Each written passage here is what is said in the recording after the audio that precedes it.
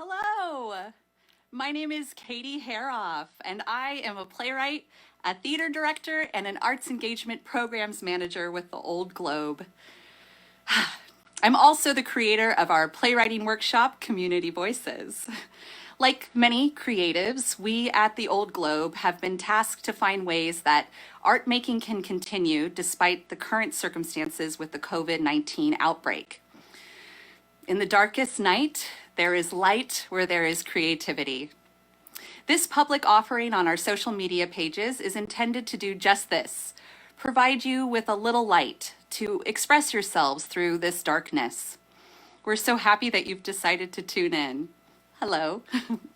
We're calling today's session the pre-workshop introduction.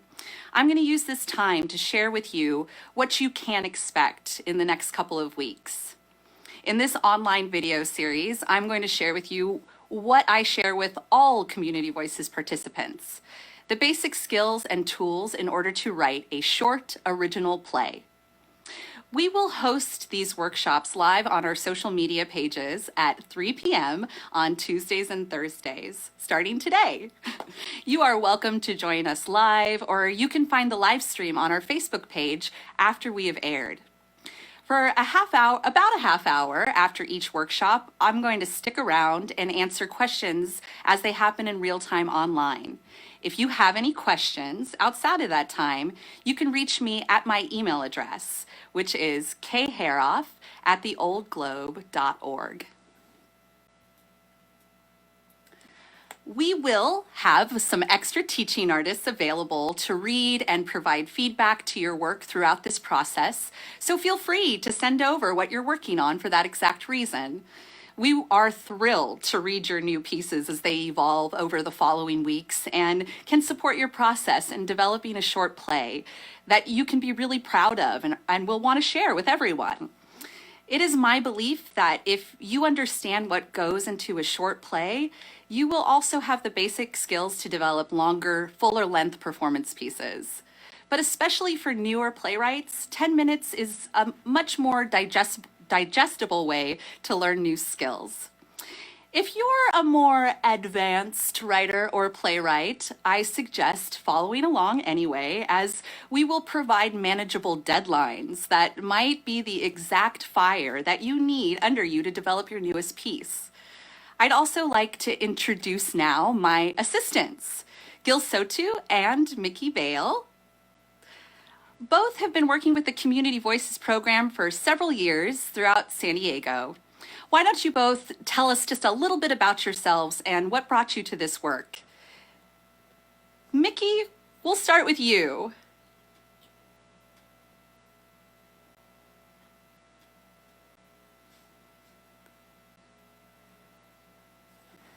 Mickey, that was great. Now we need to go ahead and go to... Oh, sorry about that. We had a little technical difficulty. We're going to introduce Mickey again. Mickey, why don't you tell us just a little bit about yourself? Hi, I'm Mickey Bale. I'm a hip hop artist and playwright and teaching artist with the Old Globe.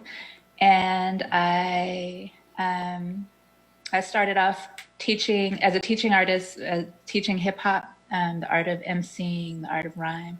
And in the last couple of years, I've gotten involved with theater, and I'm working with the Old Globe. Great. Thank you so much, Mickey. We're so happy to have you. Now let's hear from Gil. Gil, tell us a little bit about yourself. Hey, everyone. My name is Gil Sotu. I'm a teaching artist with the Old Globe. I'm also a commissioned playwright and a spoken word artist, poet. I'm also the program director and teaching artist with another local theater company here, musical director for TEDx San Diego, also DJ and host and father, do a little bit of everything. Wonderful. As you can see, we have some really fabulous people to support your process. And the three of us are going to work together to best deliver information and support that process throughout the way. These two will also engage in discussions with me regarding the work and help extend the information beyond my own abilities. I don't know everything. They will also help me share plays with you at the beginning of these workshops to help show you what is really possible in a 10-minute play format.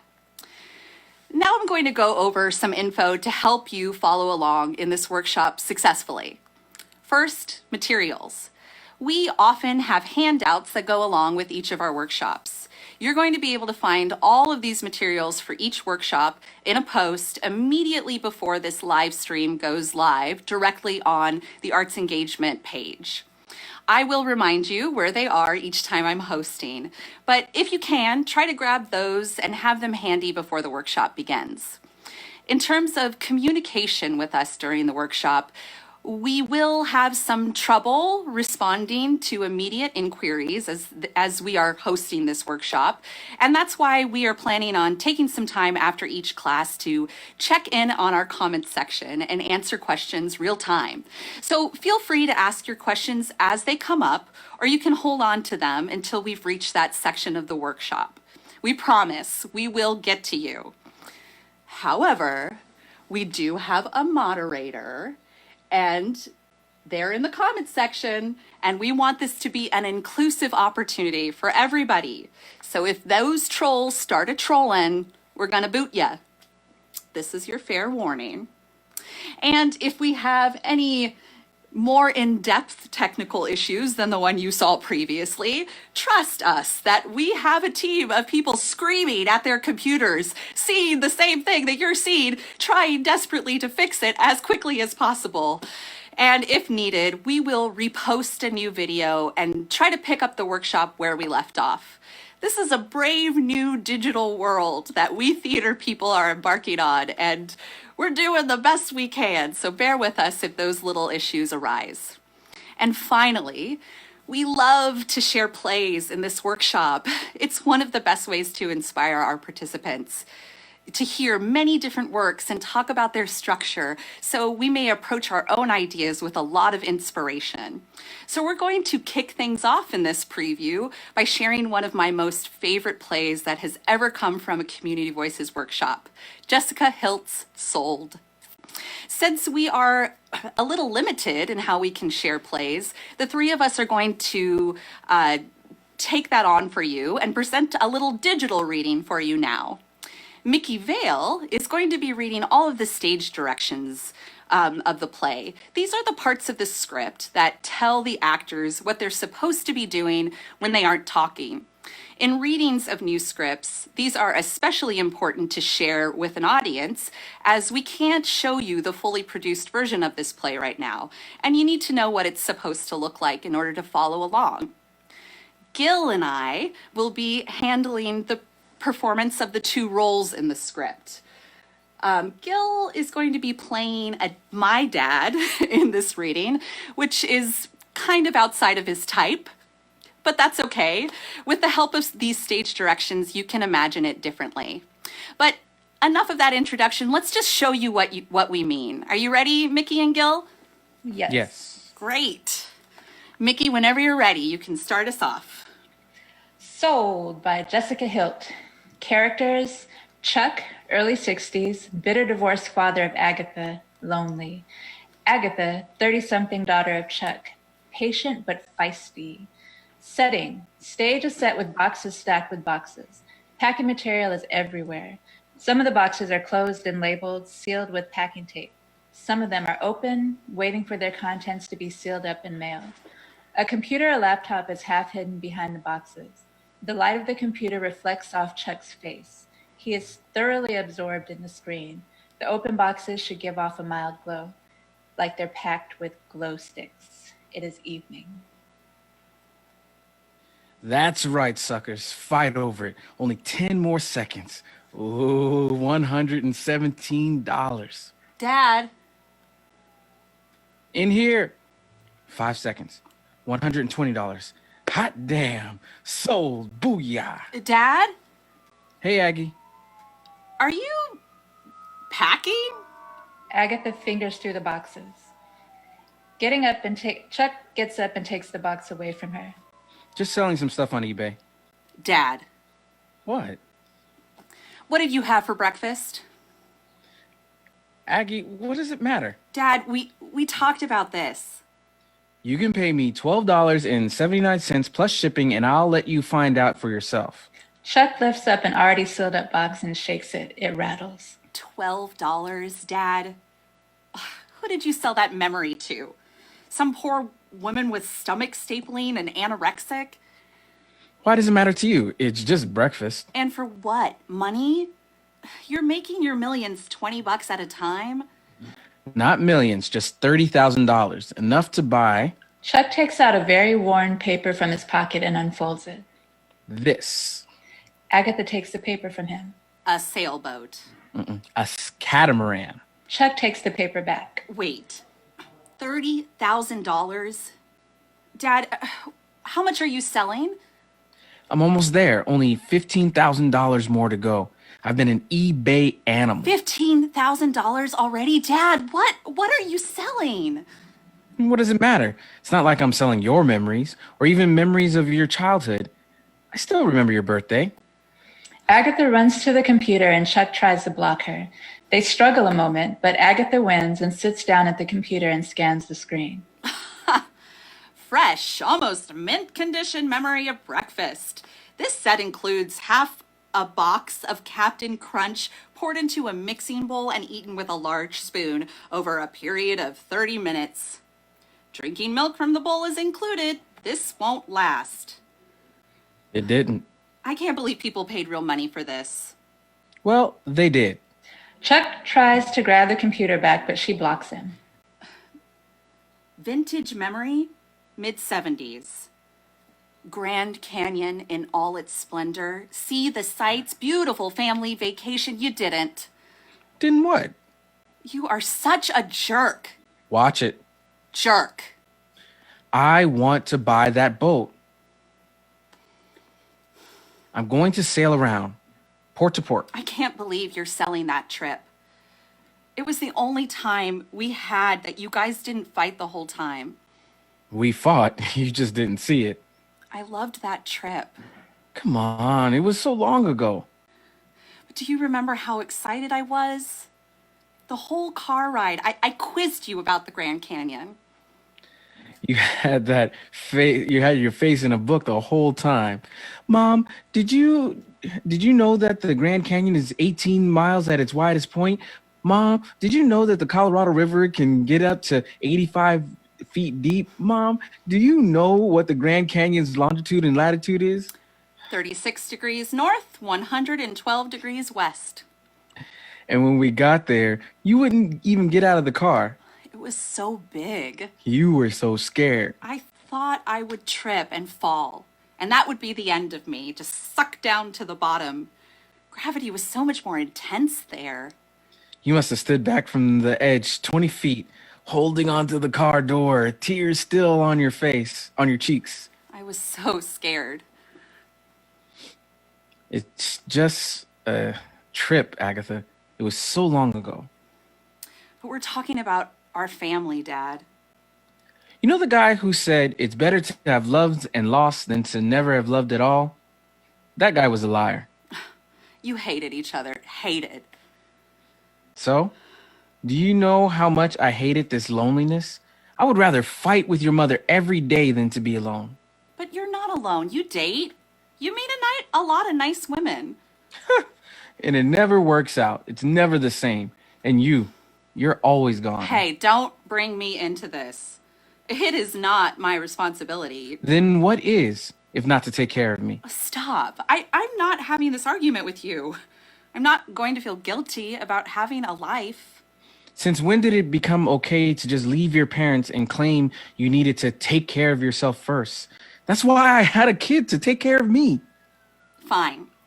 When you're old and unable to get out of bed, I promise to take care of you. But really, is it my job to entertain you, to be your date on a Friday night? Yes, it is. You're unreasonable. You're selfish. I'm tired of this fight. I need my own life. Then fine. I want to have a life too. On the boat. So this is punishment, the boat. No, it's my only option.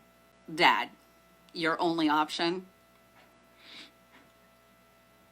It will be just me and my lady, the boat. I think you'll regret it. The boat? Nah, I love fishing. Stop it. You know what I'm talking about. I'm not going to feel guilty about having a life. And if I have to give up a few memories to get it, what business is it of yours? I'm in the memories, Dad. It's all my business. You're selling my business to a stranger. What about that Thanksgiving when the ceiling fan came crashing down on the table and we had to order pizza? Chuck scrunches up his face, attempting to remember. Shrugs. Okay, or the time you tried to cut down that tree and it landed in the pool and you made me help cut the tree into pieces before Mom got home. Gone. Gone? Gone. Well, what about the bad memories? Who buys those? Well, sometimes I sell them as a set. If the memory's good enough, then they'll buy it even if it had a bad one attached to it. But as a standalone, I only sell them once in a while. I get someone who wants them, a collector or a masochist. And if they don't sell? I just have to keep them. So in the end, all you'll remember is the bad. No, it's not like that. Well, a little like that. Agatha begins typing on the computer. Hey, stop. No, stop. Agatha, don't. I don't see why not. What the hell, Aggie? You can't rescind memory offers. This is serious. Once it's up, you can't take it down. You don't think I know that? Don't you dare. Posted. Agatha, that's your whole childhood. All of it. You won't remember your mom, me, the trip to the Grand Canyon? I'm sure it will be enough. Enough? What do you think it'll sell for? Whole sets go for thousands. You're so young, the memory is fresher, you're sure to get... Ooh, look, a bidder. No. 9,000. Shoot, he's a collector. He knows he can resell it for... 9,900. Aggie, why? Why? It's better to have lost and never loved at all. Right? You're being ridiculous. It'll be enough for the boat, though. What? Enough to part ways. You'll have your boat and I'll have no guilt. I was gonna buy that boat with my own memories of your mother. You were going to sell them all, Dad. You were never going to make enough with just Mom's memories. And what? You'd sell the good ones of me next, and then you'd just be stuck with the bad ones of me for the rest of my life. That's unfair. 12,000. You have to buy it, Aggie. Bid on yourself. I don't have that kind of money. I do. I'll use the money I already made. I'll bid on it. And if you sold all your memories, then what? I'm stuck with a father who I feel guilty about all the time, who can't remember that trip to the Grand Canyon, who can't remember prying my fingers from the door and walking me over to the edge, who held my hand and told me to lean out over the canyon and whispered to open my eyes and promised that he'd never let go. And what am I left with? A dad who can remember the time I cheated on a biology test in high school and how disappointed he felt? Just a jumble of my worst memories with nothing in between? This way we both win. Look. It's almost $13,000. Where do you think you'll go first, Dad? I don't know. $14,000. It's almost over. That's right, suckers. Fight over it. Only 10 more seconds. They watch the time click down. End of play. All right. Thank you both so much for reading that piece with me. Thank you, Jessica, for giving me permission to share it today. What a joy to share new works with everybody on this digital platform. But after each reading in these workshops, the three of us will have a brief discussion about the piece and use it to show you how you can break down your own play idea. We'll do a mini version of that discussion now with Jessica's lovely play. The first question I like to ask people after they heard a play is always on the positive side of things. These two have read this piece and have heard it a lot, but tell me, Mickey and Gil, what about this piece do you personally connect with? Gil, you go first this time. All right. What I connected to most was just the one of the themes that I saw was how much your actions can, even though you think that it's only you're only affecting yourself. For the people who love you, your actions often affect other people, and you know, you can. He was trading his memories, but you can replace that with any vice that you might have that you think is only affecting you, and how much that affects other people. So I really dug that about the piece. Absolutely. Thank you, Gil. How about you, Mickey? Same. I really related to selling memories, just the idea of being able to get rid of bad memories, because there's definitely some bad memories I would like to sell if possible, but then at what cost, you know? And also our memories kind of help to make us who we are in this moment. So that, and also I love me a good cliffhanger. I really like the ending. I liked how it got all, you know, exciting, and then we were just kind of left, what happened? I'm still curious what happened. Thank you both for sharing. We're all going to get deeper with these discussions on future plays. But one of my favorite elements of Jessica's piece is how it created an entirely new world with a new set of rules, and the way she reveals those rules is just really natural and exciting as someone who gets to see this presentation. And as new playwrights out there, you can do that too. You can write about any kind of world you want, or perhaps utilize surreal elements of storytelling to explore a metaphor. That's the thing. You get to make the rules of your universe. And we're going to share with you some ways to do that. Future workshops will last longer and include more material, but we're going to ease you into this for now and jump into the comments section to answer any questions that have popped up. Go ahead and take a moment and type your question if it's come up, and we will answer it. And if you are one of those marvelous people that love homework, I'd like to pose the following question for you to think about for next week. Hold on. What do you care enough about in your life to put on a stage? What messages matter to you? What causes do you stand behind? Think about all of these things. Take some notes or journal about them. Coming to our first full workshop with that in mind is going to help with this process immensely. Now, let me see who has some questions. This is a little, okay.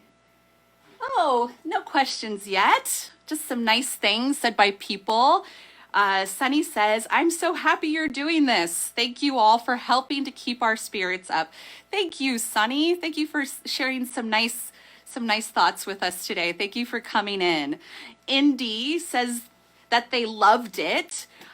I'm assuming you meant the play. I also just love that play. It's so unique, and Jessica's a really fabulous local writer, and we're really grateful that she came through the Community Voices workshop and shared her talents with us. And I just got a new question. It is it hard to write a play? That's an excellent question. As a playwright, I believe I have to be honest with you and say that it does take some work. It's not something that naturally kind of comes out of you, especially when you're first learning how to write a play. But the cool thing is that each workshop, we're going to share with you a little bit more information and some more tools that can help make the process just a little easier for you. But the motivation has to come from you. And we got one more really sweet comment. Hey, Andrea. She just wanted to say that Jessica's writing was fabulous. I 100% agree. Again, love that play. Sold by Jessica Hilt is its name. And I think that's going to wrap up our Q&A today. That's great. It's okay if you don't have questions. I just wanted to show you an example of what this moment would look like. I would also be inviting Gil and Mickey to answer questions as they have wonderful insight on developing plays themselves, and they'll be more a part of this Q&A in future workshops. But for now, I'm going to send you off. I hope that you really think about those questions that I posed to you over until next Tuesday. What do you care enough about in your life to put on stage? All right, friends, that's all I've got for you today. Thank you so much for being here on the Arts Engagement page with the Old Globe. We're happy to have you. We look forward to seeing you next week. And happy writing, everybody. Have a great